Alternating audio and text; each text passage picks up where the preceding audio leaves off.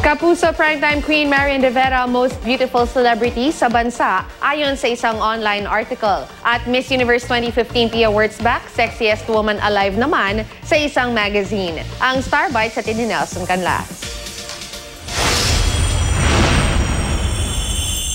Sexiest woman alive. Yan ang dagdag na bansag ngayon kay Miss Universe 2015 Pia Alonso Wurtzbach. Sa cover ng bagong issue ng Esquire Philippines, kitang-kita na kahit naka-t-shirt and undies lang. Very sexy si Queen P. Very seductive rin ang kanyang look. Nagkwento rin si Queen P sa Esquire tungkol sa kanyang reign as Miss U.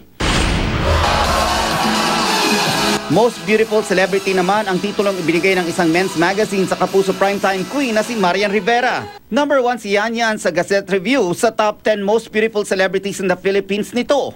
Kamakailan lang pinarangalan ng Hall of Fame Award si Marian matapos siyang hiranging Philippines sexiest ng 3 beses. Kahit hot mama na siya ngayon, walang kupas pa rin ang kanyang kaseksihan. Sabi pa sa article na si Marian ang most in-demand celebrity endorser sa bansa.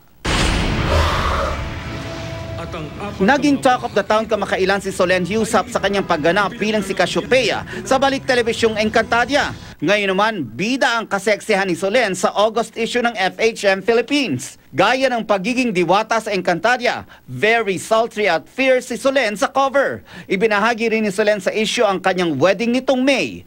Nelson Canlas, GMA News.